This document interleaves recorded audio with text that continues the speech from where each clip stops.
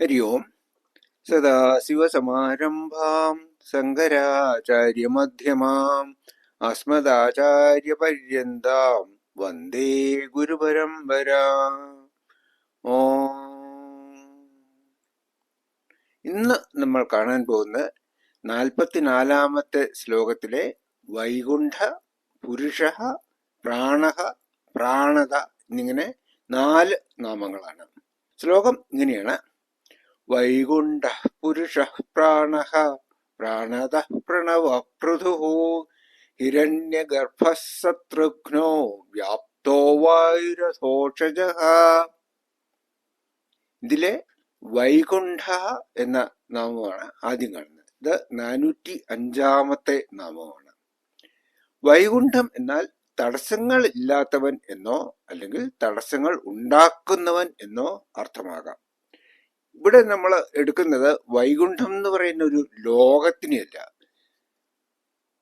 പുരാണങ്ങളിൽ വൈകുണ്ഠം എന്നും പറഞ്ഞ് വിഷ്ണുവിന്റെ എബോർഡായിട്ടുള്ള ഒരു ലോകത്തെ കുറിച്ച് പറയുന്നുണ്ട്. പക്ഷെ ഇവിടെ നമ്മൾ എടുക്കുന്ന അർത്ഥം അങ്ങനെ ഒരു ലോകമല്ല. എന്നാൽ ഭക്തന്മാരുടെ അധ്യാത്മ പുരോഗതിയിലുണ്ടാകുന്ന തടസ്സങ്ങളും ആ തടസ്സങ്ങളെ നീക്കുന്നവനും എന്നുള്ള അർത്ഥത്തിലാണ് ഇവിടെ എടുക്കുന്നത്. ശങ്കരാചാര്യർ പറയുന്നത് വിവിധ കുണ്ഠ ഗതേഹ പ്രതിഹതി വികുണ്ഠ വികുണ്ഠായാഹ കർത്തേതി വൈകുണ്ഠഃ ജഗദാരംഭേ വിശ്ലിഷ്ടാനി ഭൂതാനി പരസ്പരം സംശ്ലേഷയൻ തേഷാം ഗതി പ്രതിബധ്നാനി ഇതി മയാ സംശ്ലേഷിത ഭൂമിർ അഭിർ വ്യോമഃ ച വായുനാ വായുശ്ച തേജസ സാർത്ഥം വൈകുണ്ഠത്വം തതോ മമ ഇതി ശാന്തിപർവാണി വിഗതാ കുണ്ഠാ യസ്യ സഹ വികുണ്ഠഃ വികുണ്ഠഃ ഏവ വൈകുണ്ഠഃ. അർത്ഥം മലയാളത്തിൽ പറയാം. ഇത് വീണ്ടും വിശദമായിട്ട് വരുന്നുണ്ട് ഇതില്. ഇങ്ങനെയാണ് ശങ്കരാചാര്യര് അതിന് ഭാഷ്യം എഴുതിയിരിക്കുന്നത്. വിവിധങ്ങളായ കുണ്ഠങ്ങളുടെ അല്ലെങ്കിൽ ഗതികളുടെ സഞ്ചാരങ്ങളുടെ തടസ്സങ്ങളെ വികുണ്ഠ എന്ന് പറയുന്നു. തമ്മിൽ ചേരാതിരുന്ന പഞ്ചഭൂതങ്ങളെ ഒരുമിച്ച് ചേർക്കുക എന്നാണ് ഇവിടെ ഉദ്ദേശിക്കുന്നത്. നമ്മൾ വീണ്ടും വിശദമായിട്ട് പറയുമ്പോൾ അതിനെക്കുറിച്ച് പറയും. ഈ വികുണ്ഠയുടെ കർത്താവായതിനാൽ വൈകുണ്ഠൻ. എങ്ങനെയെന്നാൽ ജഗത്തിന്റെ ആരംഭത്തിൽ ചിതറിക്കിടന്ന പഞ്ചഭൂതങ്ങളെ, അതായത് ചിതറിക്കിടക്കുക എന്ന് പറഞ്ഞാൽ അന്യോന്യം യോജിക്കാതെ ഓരോ ഭൂതങ്ങളും തന്മാത്രകളായിട്ട് നിന്നിരുന്ന സമയത്ത്, സൂക്ഷ്മഭൂതങ്ങള് തന്മാത്രകളായിരുന്ന ആ സമയത്ത് അവയെ അന്യോന്യം യോജിപ്പിച്ചുകൊണ്ട് അവയുടെ ഗതിയെ തടയുന്നു. ഞാൻ പൃഥിവിയെ അല്ലെങ്കിൽ ഭൂമിയെ ജലത്തോടും ആകാശത്തെ വായുവിനോടും വായുവിനെ തേജസ്സിനോടും അല്ലെങ്കിൽ അഗ്നിയോടും കൂട്ടിച്ചേർത്തിരുന്നു. ഈ ഇവിടെ പറയുന്ന പൃഥിവി, ജലം, ആകാശം, വായു, അഗ്നി എന്നൊക്കെ പറയുന്ന പഞ്ചഭൂതങ്ങളാണ്. സൂക്ഷ്മ പഞ്ചഭൂതങ്ങളാണ്. ഇവയെ യോജിപ്പിച്ച് പ്രപഞ്ച സൃഷ്ടിക്ക് വേണ്ട സ്ഥൂലഭൂതങ്ങളെ ഉണ്ടാക്കി എന്നാണ് പറഞ്ഞിരിക്കുന്നത്. അതുകൊണ്ട് എന്നിൽ വൈകുണ്ഠത്വം സ്ഥിതി ചെയ്യുന്നു എന്ന മഹാഭാരതം ശാന്തിപർവത്തിൽ പറഞ്ഞിരിക്കുന്നു. ഇതാണ് ശങ്കരാചാര്യര് ഇതിനെ അടിസ്ഥാനമായി എടുത്തിരിക്കുന്നത്. ഇവിടെ പ്രതിബന്ധങ്ങൾ ഇല്ലാത്തവൻ വൈകുണ്ഠൻ എന്നും അർത്ഥം വരുന്നുണ്ട്. ഭഗവാൻ ഒരു വിധത്തിലും പ്രതിബദ്ധനല്ല.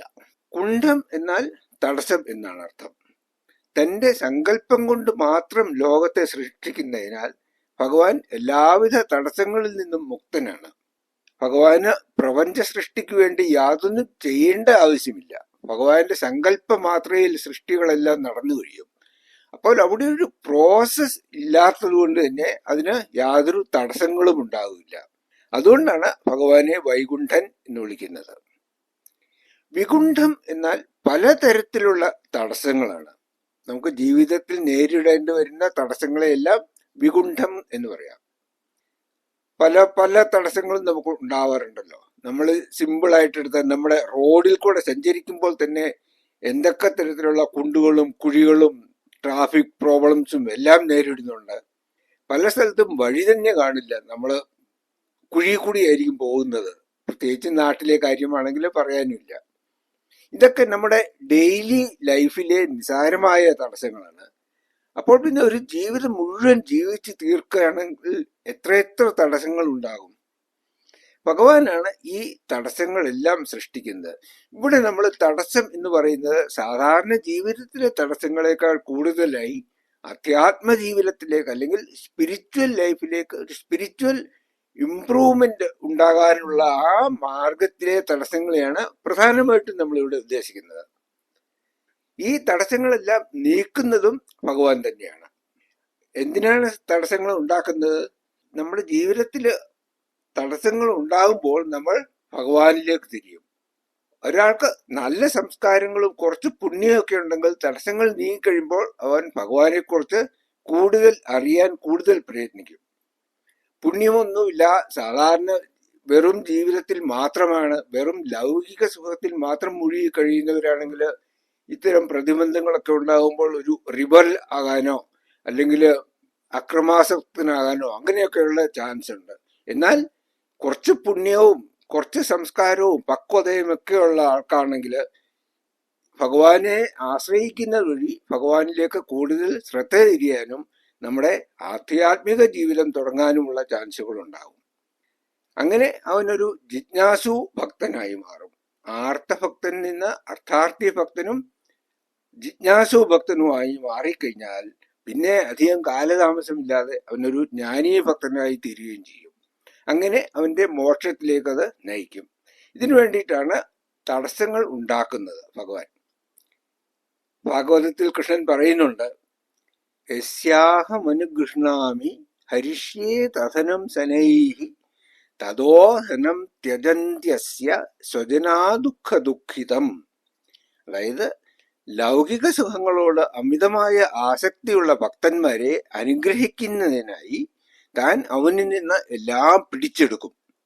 എല്ലാം നഷ്ടപ്പെടുമ്പോൾ ആ ഭക്തന് സമൂഹത്തിലും സൗഹൃദത്തിലും പ്രണയത്തിലും നിസ്സഹായതയും നിരാശയും അനുഭവപ്പെടുന്നു. തുടർന്ന് അവർ പരമപുരുഷനായ ഭഗവാന്റെ പാതാരവിന്ദങ്ങളിൽ പൂർണ്ണമായും അഭയം പ്രാപിക്കുന്നു. ഇതാണ് ഭഗവാൻ ഭാഗവതത്തിൽ പറഞ്ഞിരിക്കുന്നത്. ഇതിനെ വിശദമാക്കുന്ന ഒരു കഥ പറയും. ഭഗവാൻ കൃഷ്ണൻ നാരദനും ഒരുമിച്ചൊരിക്കൽ ഒരു സഞ്ചാരത്തിന് ഇറങ്ങി. നാരദനെ വിളിച്ചു, വരൂ നമുക്ക് ഒന്ന് നടന്നിട്ട് വരാം എന്ന് പറഞ്ഞുകൊണ്ട് പോയി. ആദ്യം ഒരു ധനികനായ ഒരു ആളുടെ വീട്ടിൽ ചെന്നു. വീട്ടിൽ ചെന്നപ്പോൾ അങ്ങേര് വളരെ ഭക്തിയോടുകൂടി കൃഷ്ണനെ സ്വീകരിച്ചു കൊണ്ടുപോയി നല്ല പട്ട് വിരിച്ച മുറിയിലൊക്കെ ഉറങ്ങാനുള്ള സൗകര്യം കൊടുത്തു. വിഭവസമർത്ഥമായ സദ്യയും എല്ലാം കൊടുത്ത് ധാരാളം സമ്മാനങ്ങളും ഒക്കെ കൊടുത്ത് ഭഗവാനെ യാത്രയാക്കി. ഭഗവാൻ അങ്ങനെ അനുഗ്രഹിച്ചു, നിങ്ങളുടെ ഐശ്വര്യം മേൽക്കുമേൽ ഇംപ്രൂവ് ആവട്ടെ, വളരെ വളരെ സമ്പത്തും സ്വത്തും ഉണ്ടാകട്ടെ എന്നൊക്കെ അനുഗ്രഹിച്ചിട്ട് അവിടുന്ന് പോന്നു. അത് കഴിഞ്ഞ് തിരിച്ച് നടന്ന് അടുത്ത ദിവസം എത്തിയത് ഒരു തീരെ ദരിദ്രനായ ഒരു കർഷകന്റെ വീട്ടിലാണ്. അയാൾക്ക് ആകപ്പാടെ ഒരു പശു മാത്രമേ ഉള്ളൂ. ആ പശുവിനെ കറന്ന് കിട്ടുന്ന പാല് വിറ്റിട്ടാണ് അവര് ജീവിക്കുന്നത്. അപ്പോൾ അവിടെ ചെന്നപ്പോൾ കൃഷ്ണനെ സ്വീകരിക്കാൻ അവർക്ക് ഒന്നും ഉണ്ടായിരുന്നില്ല. ആ പാടെ ഒരു പുൽപ്പായിലാണ് ഇവരെല്ലാവരും കിടക്കുന്നത്. ഒരു മുറിയേ ഉള്ളൂ, ബാക്കി മിറ്റത്താണ് എല്ലാവരും ഉള്ളത്. അപ്പോൾ ഭഗവാൻ ചെന്നപ്പോൾ ഭഗവാൻ ആ മുറി കൊടുത്തു, പുൽപ്പായല് കിടക്കാൻ ഉള്ള സൗകര്യം കൊടുത്തു. കുറച്ച് കഞ്ഞി എന്തോ ഉണ്ടായിരുന്ന പഴങ്കഞ്ഞിയൊക്കെ ഉണ്ടായിരുന്നൊക്കെ എടുത്തു കൊടുത്തിട്ട് ഭഗവാനോട് പറഞ്ഞു, ഇത്രയൊക്കെ നമുക്ക് ചെയ്യാനുള്ളൂ, ഇതിൽ കൂടുതലൊന്നും ചെയ്യാനില്ല ഭഗവാനെ എന്ന് പറഞ്ഞിട്ട് ഭഗവാൻ അതൊക്കെ സ്വീകരിച്ചു. അതെല്ലാം കഴിഞ്ഞ് പിറ്റേ ദിവസം അവിടുന്ന് ഇറങ്ങി കുറച്ച് നീങ്ങി കഴിഞ്ഞപ്പോൾ അവിടുന്ന് കർഷകന്റെ വീട്ടിൽ നിന്ന് ഭയങ്കര നിലവിളിയും കരച്ചിലും ഒക്കെ കേട്ടു. അപ്പൊ നാരദൻ ചോദിച്ചു, എന്താ ഭഗവാൻ ഇത്, എന്താ ഇവിടെ ഉണ്ടായത്? ഭഗവാൻ പറഞ്ഞു, കർഷകന്റെ ആ പശു ചത്തുപോയി, അതിനാണ് അവർ കരയുന്നത്. അപ്പോൾ നാരദൻ ചോദിച്ചു, എന്താ ഭഗവാനെ ഇത്, ഇത്രയും പണവും സമ്പത്തും ഉള്ള ഒരാൾക്ക് കൂടുതൽ സമ്പത്തുണ്ടാകാനായിട്ട് അങ്ങ് അനുഗ്രഹിച്ചു. എന്നാൽ ഈ കർഷകനാണെങ്കിൽ ആകപ്പാടെ ജീവിതമാർഗമായി ഉണ്ടായിരുന്ന ഒരു പശുവാണ്. ആ പശുവിനെയും അങ്ങ് അനുഗ്രഹിക്കുന്നവര് ആ പശുവിനെയും കൂടെ കൊല്ലുകയാണല്ലോ ചെയ്തതെന്ന് പറഞ്ഞപ്പോൾ കൃഷ്ണൻ പറഞ്ഞു, ആ ഒരു പശുവിനെയും കൂടെ പോയി കഴിഞ്ഞാൽ അവന്റെ അറ്റാച്ച്മെന്റ് മുഴുവൻ തീരും. അപ്പോൾ അവൻ പൂർണ്ണമായും എന്നിലേക്ക് തിരിയും. അപ്പോൾ അവന് മോക്ഷത്തിനുള്ള മാർഗം ഞാൻ തുറന്നു കൊടുക്കും. ഇങ്ങനെയാണ് ഭഗവാൻ ഭക്തന്മാരെ അനുഗ്രഹിക്കുന്നത്. നമുക്ക് കേൾക്കുമ്പോൾ തോന്നും ഭഗവാൻ തടസ്സങ്ങൾ സൃഷ്ടിക്കുകയാണ്, കഷ്ടപ്പാടുകൾ ഉണ്ടാക്കുകയാണെന്ന് തോന്നും. പക്ഷേ ഈ കഷ്ടപ്പാട് വഴി അവന് മോക്ഷത്തിനുള്ള മാർഗമാണ് ഭഗവാൻ തുറന്നു കൊടുക്കുന്നത്. അങ്ങനെ ഭഗവാൻ തന്നെയാണ് ഭക്തന്റെ എല്ലാ തടസ്സങ്ങളും സൃഷ്ടിക്കുന്നത്. എന്നാൽ അതിനുശേഷം എന്താണ് ചെയ്യുന്നതെന്ന് ഭഗവാൻ തുടർന്ന് ഭാഗവതത്തിൽ തന്നെ പറയുന്നുണ്ട്. തദ് ബ്രഹ്മ പരമം സൂക്ഷ്മം ചിന്മാത്രം സദനന്തകം അതോ മാം സുദുരാധാധ്യം ഹിത്വാന്യാൻ ഭജന്തേ ജനഃ. പിന്നീട് അവൻ എന്നിൽ പൂർണ്ണമായി സമർപ്പിക്കുമ്പോൾ അവന്റെ യഥാർത്ഥ സ്വരൂപത്തെക്കുറിച്ചുള്ള അറിവും എന്റെ പരമമായ ഭാവത്തെക്കുറിച്ചും അത്യന്തം സൂക്ഷ്മവും പൂർണവുമായ ആത്മസ്വരൂപമായ പരമസത്യത്തെക്കുറിച്ചുമുള്ള ജ്ഞാനവും ഞാൻ അവന് നൽകും. അത് അന്തമില്ലാത്ത പരമമായ അസ്തിത്വമാണ്. ഇത് അറിയുന്നതിലൂടെ അവൻ സംസാര സാഗരത്തിൽ നിന്നും ജനന മരണ ചക്രത്തിൽ നിന്നും മോചനം അഥവാ മോക്ഷം ലഭിക്കും. ഇതാണ് ഭഗവാന്റെ യഥാർത്ഥമായ അനുഗ്രഹം. ഇനി മറ്റൊരു അർത്ഥം ശങ്കരാചാര്യർ പറഞ്ഞിരിക്കുന്നത്, പ്രപഞ്ച സൃഷ്ടിക്ക് മുമ്പ് സൂക്ഷ്മ പഞ്ചഭൂതങ്ങൾ പരസ്പരം ഒന്നു ചേരാതെ എല്ലായിടത്തും വ്യാപിച്ചുകൊണ്ടിരിക്കുകയായിരുന്നു. തന്മാത്രാഭാവത്തില് ഓരോ പഞ്ചഭൂതങ്ങളും അവരവരുടേതായ വഴിക്ക് പോയിക്കൊണ്ടിരിക്കുകയായിരുന്നു. അപ്പോൾ ഭഗവാൻ ഈ പ്രോസസ്സിനെ, അതായത് പഞ്ചഭൂതങ്ങളുടെ ഇൻഡിപെൻഡന്റ് ആയിട്ടുള്ള ആ ഒരു നിലനിൽപ്പിനെ നിയന്ത്രിക്കുകയും അവയെ ഒന്നിച്ചു ചേർത്ത്, ഇതിനാണ് പഞ്ചീകരണം എന്ന് പറഞ്ഞിരിക്കുന്നത്. ഈ പഞ്ചീകരണം വഴി സ്ഥൂലഭൂതങ്ങളും പിന്നീട് ഈ സ്ഥൂലഭൂതങ്ങളെ കൊണ്ട് ഭൗതിക വസ്തുക്കളും ആയിത്തീരുന്നതിന് സഹായിച്ചു. ഈ ഭൗതിക വസ്തുക്കളാണ് പ്രപഞ്ചം എന്ന് പറയുന്നത്. പഞ്ചഭൂതങ്ങളിൽ നിന്നുണ്ടായിരിക്കുന്നതാണ്. സൂക്ഷ്മ പഞ്ചഭൂതങ്ങളെ ആദ്യം സ്ഥൂല പഞ്ചഭൂതങ്ങളാക്കി, പിന്നീട് ഈ സ്ഥൂല പഞ്ചഭൂതങ്ങളിൽ നിന്നാണ് പ്രപഞ്ചം മുഴുവൻ ഉണ്ടായിരിക്കുന്നത്. അങ്ങനെ ഇവയെ ഒന്നിച്ചു ചേർക്കുന്നതിനാൽ ഭഗവാനെ വൈകുണ്ഠൻ എന്ന് പറയുന്നു. ഇതാണ് മഹാഭാരതം ശാന്തി പർവത്തിൽ പറഞ്ഞിരിക്കുന്നത്. അതിലെ ശ്ലോകം ഇങ്ങനെയാണ്: മയാ സമാശ്ലേഷിത ഭൂമി അദ്ഭിഹി വ്യോമഃ ച വായുന വായുശ്ച തേജസ സാർത്ഥം വൈകുണ്ഠത്വം തതോ മമ. ഞാൻ ഭൂമിയെ ജലത്തോടും ആകാശത്തിനെ വായുവിനോടും വായുവിനെ അഗ്നിയോടും ചേർത്ത് പ്രപഞ്ച സൃഷ്ടി നടത്താൻ സഹായിച്ചു. അതിനാൽ വൈകുണ്ഠൻ എന്ന് വിളിക്കപ്പെടുന്നു. ഇതാണ് അതിലെ ശ്ലോകം. മറ്റൊരു വ്യാഖ്യാനം പുരാണങ്ങളിൽ പറയുന്നത്, ശങ്കരാചാര്യൻ ഇതിനെക്കുറിച്ച് പറഞ്ഞിട്ടില്ല, പക്ഷെ പുരാണങ്ങളിൽ വിഷ്ണു പുരാണത്തിലും ഭാഗവതത്തിലും കാണുന്നുണ്ട് ഇങ്ങനെ ഒരു വ്യാഖ്യാനവും കൂടെ. 5ാം മന്വന്തരത്തിൽ സുഭ്രനും വികുണ്ഠയ്ക്കും മകനായി ജനിച്ചതിനാലാണ് ഭഗവാനെ വൈകുണ്ഠൻ എന്ന് വിളിക്കുന്നത്. ഇങ്ങനൊരു കഥ പറയുന്നുണ്ട്. തുടർന്ന് അദ്ദേഹം ലക്ഷ്മി ദേവിയെ വിവാഹം കഴിക്കുകയും ദേവിയുടെ ആനന്ദത്തിനായി ഒരു ലോകം, ഒരു പ്രത്യേകമായ ഒരു ലോകം സൃഷ്ടിക്കുകയും ചെയ്തു അത്രേ. ഈ ലോകത്തിനെയാണ് വൈകുണ്ഠം എന്ന് വിളിക്കപ്പെടുന്നത്. അദ്ദേഹം തന്നെയാണ് ഈ വൈകുണ്ഠൻ. ഇങ്ങനൊരു കഥ വിഷ്ണു പുരാണത്തിലും ഭാഗവതത്തിലും കാണുന്നുണ്ട്. ഇനി അടുത്ത നാമം 406 പുരുഷ എന്നതാണ്.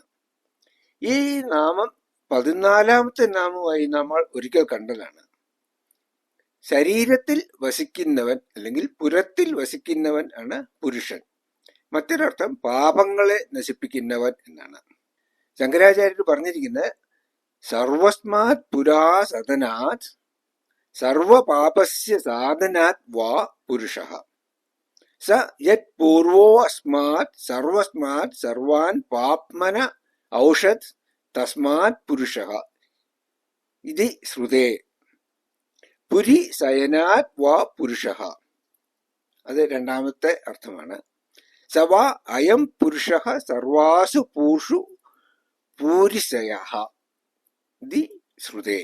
ശ്രുതേ എന്ന് പറഞ്ഞിരിക്കുന്ന ഉപനിഷത്തുകളിൽ നിന്നുള്ള കൊട്ടേഷൻസ് ആണ്. ഈ 2 കൊട്ടേഷൻസും ബൃഹദാരണ്യക ഉപനിഷത്തിൽ നിന്ന് എടുത്തിട്ടുള്ളതാണ്.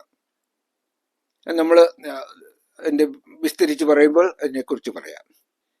ഇതിന്റെ അർത്ഥം എല്ലാത്തിനേക്കാളും മുമ്പ് ഉണ്ടായിരുന്നവൻ ആയതിനാലും അഥവാ സകല പാപങ്ങളെയും നശിപ്പിക്കുന്നവനായതിനാലും പുരുഷൻ. അദ്ദേഹം എല്ലാത്തിനേക്കാൾ മുമ്പുണ്ടായിരുന്നു, എല്ലാ പാപങ്ങളെയും ഭസ്മസാത്കരിക്കുന്നു, അതിനാൽ പുരുഷൻ എന്ന് ബൃഹദാരണ്യക ഉപനിഷത്തിൽ പറഞ്ഞിരിക്കുന്നു. ഇതാണ് ആദ്യത്തെ കൊട്ടേഷൻ. അഥവാ പുരത്തിൽ അല്ലെങ്കിൽ ശരീരത്തിൽ സഹിക്കുന്നതിനാൽ അല്ലെങ്കിൽ വസിക്കുന്നതിനാൽ പുരുഷൻ. ബൃഹദാരണ്യക ഉപനിഷത്തിലെ ഒരു മന്ത്രത്തിൽ നിന്നാണ് ഈ ഡെഫിനിഷനും വന്നിരിക്കുന്നത്. അവൻ സകല പുരങ്ങളിലും അല്ലെങ്കിൽ ശരീരങ്ങളിലും സഹിക്കുന്നവനാകുന്നു എന്ന ബൃഹദാരണ്യക ഉപനിഷത്തിൽ പറഞ്ഞിരിക്കുന്നു. പ്രത്യേകാത്മാവിന്റെ രൂപത്തിൽ, പ്രത്യേകാത്മാവ് എന്ന് പറഞ്ഞാൽ ജീവാത്മാവ്, ജീവാത്മാവിന്റെ രൂപത്തിൽ ക്ഷേത്രജ്ഞൻ എന്നാണ് ഭഗവത്ഗീതയിൽ ഇതിന് പറഞ്ഞിരിക്കുന്നത്.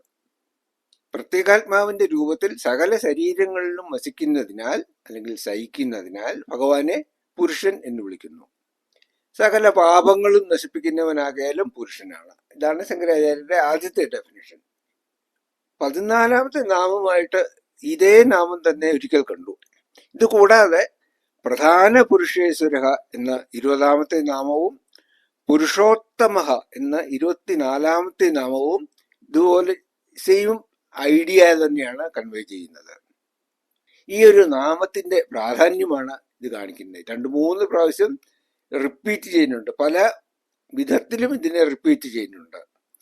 നേരത്തെ കണ്ട അർത്ഥങ്ങള് 2-3 അർത്ഥങ്ങൾ നമ്മൾ കണ്ടിരുന്നത് എങ്ങനെയാണ്? പുരു സനോതി ഇതി പുരുഷ, അതായത് ധാരാളമായി പ്രദാനം ചെയ്യുന്നവൻ അല്ലെങ്കിൽ ഇഷ്ടഭക്തന്മാർക്ക് ധാരാളം അനുഗ്രഹം നൽകുന്നവനായതിനാൽ പുരുഷൻ. പിന്നെ പുരാ അസ്തി ഇതി പുരുഷ, എല്ലാത്തിനേക്കാളും മുമ്പുണ്ടായിരുന്നവൻ പുരുഷൻ. പൂരയതി ഇതി പുരുഷ, എല്ലാത്തിനും ഉണ്മയെ നൽകി, എക്സിസ്റ്റൻസ് നൽകി അവയെ പരിപാലിക്കുന്നവൻ പുരുഷൻ. ഇതാണ് നേരത്തെ കണ്ട നാമങ്ങളുടെ അർത്ഥം നമ്മൾ എടുത്തിരുന്നത്. ഇവിടെ ശങ്കരാചാര്യര് മറ്റ് 2-3 അർത്ഥമാണ് ഇവിടെ എടുത്തിരിക്കുന്നത്.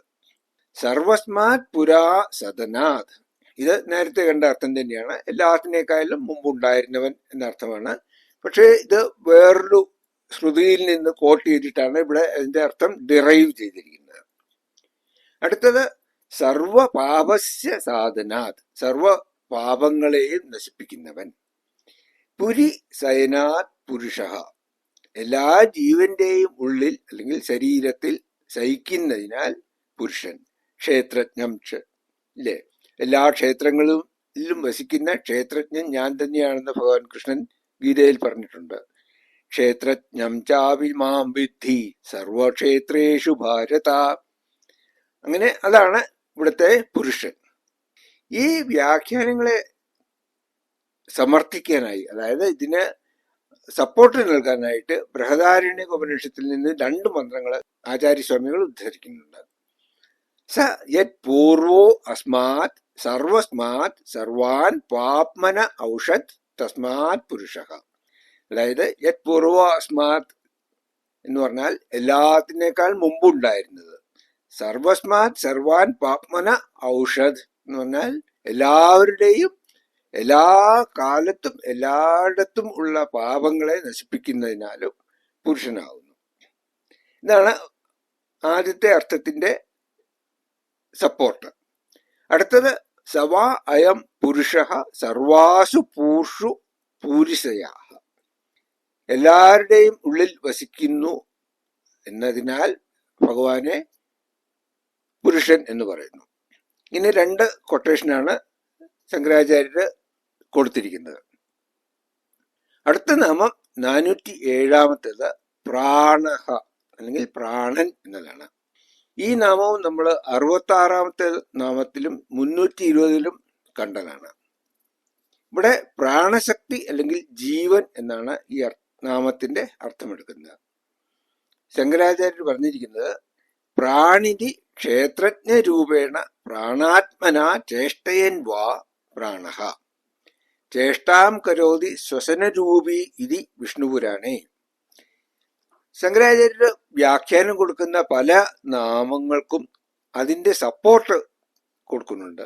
എവിടെ നിന്ന് എടുത്തിട്ടാണ്, എന്തിന്റെ ബേസിസിലാണ് ഈ അർത്ഥം വന്നിരിക്കുന്നത് എന്ന് പറയാൻ വേണ്ടിയിട്ടാണ് ഓരോ പുരാണങ്ങളും ഉപനിഷത്തുകളും എല്ലാം ഉദ്ധരിക്കുന്നത്. ഇവിടെ അർത്ഥം പറയുന്നത് ക്ഷേത്രജ്ഞ രൂപത്തിൽ ജീവിച്ചിരിക്കുകയോ അല്ലെങ്കിൽ പ്രാണവായു രൂപത്തിൽ ചേഷ്ടിക്കുകയോ, ചേഷ്ടിക്കുന്ന പല പല പ്രവൃത്തികൾ ചെയ്യുക, ചലിക്കുക എന്നൊക്കെ അർത്ഥം പറയാം, ചെയ്യുന്നതിനാൽ പ്രാണൻ. പ്രാണവായുവിന്റെ രൂപമെടുത്ത് ചേഷ്ടകളെ ചെയ്യുന്നുവെന്ന് വിഷ്ണു പുരാണത്തിൽ പറഞ്ഞിരിക്കുന്നു. ക്ഷേത്രജ്ഞ രൂപത്തിൽ ശ്വസിക്കുന്നവനാകയാൽ ഭഗവാൻ പ്രാണനാകുന്നു. പ്രാണശക്തിയുടെ അല്ലെങ്കിൽ ജീവവായുവിന്റെ, നമ്മൾ ശ്വാസോച്ഛ്വാസം ചെയ്യുന്ന ആ ഒരു പ്രാണൻ കൊണ്ടാണല്ലോ എല്ലാ അവയവങ്ങളും പ്രവർത്തിക്കുന്നത്. അതുകൊണ്ട് തന്നെയാണ് എല്ലാ ജീവികളിലും ജീവൻ നിലനിൽക്കുകയും ചെയ്യുന്നത്. അങ്ങനെ ഭഗവാൻ കേവലം ശാരീരിക ശക്തി മാത്രമല്ല, ഒരു സ്പിരിച്വൽ പവർ കൂടിയുണ്ട്. വിഷ്ണു പുരാണത്തിൽ പറഞ്ഞിരിക്കുന്നത് ചേഷ്ടാം കരോതി ശ്വസനരൂപി എന്നാണ്. അതായത് ശ്വസനരൂപി എന്ന് പറഞ്ഞാൽ ജീവശക്തിയാകുന്ന പ്രാണനെ നൽകി എല്ലാ ചലനങ്ങളും സാധിപ്പിക്കുന്നതിനാൽ പ്രാണൻ. അടുത്ത നാമം 408 പ്രാണദഹ എന്നുള്ളതാണ്. പ്രാണദൻ, പ്രാണൻ നൽകുന്നവൻ എന്നാണ് അർത്ഥം. ഇതേ നാമം തന്നെ നമ്മൾ 65-ലും 321-ലും കണ്ടതാണ്. 4 പ്രാവശ്യം റിപ്പീറ്റ് ചെയ്യുന്നതാണ്. 956-ൽ ഒന്നുകൂടെ വരും. അപ്പോൾ 4 പ്രാവശ്യം റിപ്പീറ്റ് ചെയ്യുന്ന വളരെ റെയർ ആയിട്ടുള്ള നാമങ്ങളിൽ ഒന്നാണ് ഇത്, പ്രാണദൻ. ശങ്കരാചാര്യർ ഇവിടെ പറയുന്നത് ഖണ്ഡയതി പ്രാണിനാം പ്രാണാൻ പ്രളയാദിഷിരി പ്രാണദഹ. പ്രളയാദി കാലങ്ങളിൽ പ്രാണികളുടെ അല്ലെങ്കിൽ ജീവികളുടെ പ്രാണനെ അല്ലെങ്കിൽ ജീവനെ ഖണ്ഡനം ചെയ്യുന്നതിനാൽ, ഇല്ലാതാക്കുന്നതിനാൽ പ്രാണദൻ. പ്രളയകാലങ്ങളിൽ അല്ലെങ്കിൽ ഓരോരുത്തരുടെയും മരണകാലത്ത് അതാത് ജീവികളുടെ ജീവനെ ഇല്ലാതാക്കുന്നതിനാൽ, ജീവനെ തിരിച്ചെടുക്കുന്നതിനാൽ പ്രാണദൻ എന്ന് പറയും. 65-ാമത്തെ നാമത്തിൽ ഇതിന്റെ അർത്ഥം കണ്ടത് പ്രാണങ്ങളെ ദാനം ചെയ്യുന്നവൻ, അഥവാ ചേഷ്ടിപ്പിക്കുന്നവൻ, അവയെ പ്രവർത്തിപ്പിക്കുന്നവൻ, അഥവാ കാലസ്വരൂപേണ പ്രാണങ്ങളെ ഖണ്ഡിക്കുന്നവൻ പ്രാണദൻ. പ്രാണങ്ങളെ ദീപ്തവും ശുദ്ധവുമാക്കി തീർക്കുന്നവൻ, പ്രാണങ്ങളെ കൊടുക്കുന്നവൻ, നശിപ്പിക്കുന്നവൻ എന്നൊക്കെയാണ് എടുത്തത്. 321-ാമത്തെ നാമത്തില് സുരന്മാർക്കും അതായത് ദേവന്മാർക്കും അസുരന്മാർക്കും പ്രാണൻ അതായത് ബലം കൊടുക്കുകയോ നശിപ്പിക്കുകയോ ചെയ്യുന്നതിനാൽ പ്രാണദൻ എന്ന് പറഞ്ഞു. അതായത് ബലം കൊടുക്കുന്നതിനാൽ പ്രാണദൻ എന്ന് പറഞ്ഞു. ഇവിടെ പ്രാണൻ എന്ന് പറഞ്ഞാൽ ബലം ആണ് ഉദ്ദേശിച്ചിരിക്കുന്നത്. ഇവിടെ ഈ നാമത്തിൽ പ്രളയ സമയത്ത് ജീവികളുടെ ജീവൻ എടുക്കുന്നവൻ എന്നാണ് ശങ്കരാചാര്യർ അർത്ഥം കൊടുക്കുന്നത്. ഭഗവാൻ പ്രപഞ്ചത്തെ സൃഷ്ടിച്ചതിന് ശേഷം അന്തര്യാമിയായി ക്ഷേത്രജ്ഞനായി അതിനുള്ളിൽ പ്രവേശിക്കുകയും എല്ലാ ജീവികൾക്കും ജീവൻ നൽകുകയും ചെയ്യുന്നു. മരണസമയത്തും അല്ലെങ്കിൽ പ്രളയ സമയത്തും, പ്രളയം എന്ന് പറയുമ്പോൾ സകല ജീവനും നശിക്കുന്നതാണ്. മരണം എന്ന് പറഞ്ഞാൽ ഇൻഡിവിജ്വൽ ജീവന്റെ അവസാനമാണ്. പ്രളയം എന്ന് പറഞ്ഞാൽ ആ സമയത്തുള്ള എല്ലാ ജീവന്റെയും അവസാനമാണ്. ആ 2 സമയത്തും പ്രാണനെ വിച്ഛേദിക്കുകയും, അതായത് സ്ഥൂല ശരീരത്തിൽ നിന്നും ആ പ്രാണനോട് കൂടിയ സൂക്ഷ്മ ശരീരത്തെ തിരിച്ചെടുക്കുകയും ചെയ്യുന്നത് ഭഗവാൻ തന്നെയാണ്. എല്ലാ ജീവികളിലും ജീവൻ നിലനിർത്തുന്ന വായുവിനെ ശുദ്ധീകരിക്കുന്നവനായതിനാലും ഭഗവാനെ പ്രാണൻ എന്ന് പറയും, പ്രാണദൻ എന്ന് പറയും. ഇങ്ങനെ ഈ 408-ാമത്തെ നാമം വരെ ഇവിടെ കഴിഞ്ഞു. ഇതിലെ ബാക്കിയുള്ള നാമങ്ങൾ നമുക്ക് അടുത്ത സെഷനിൽ കാണാം. ഓം പൂർണ്ണമദഃ പൂർണ്ണമിദം പൂർണ്ണാത് പൂർണ്ണമുദച്യതേ പൂർണ്ണസ്യ പൂർണ്ണമാദായ പൂർണ്ണമേവാവശിഷ്യതേ. ഓം ശാന്തി ശാന്തി ശാന്തി. ഹരി ഓം. ശ്രീ ഗുരുഭ്യോ നമഃ. ഹരി ഓം.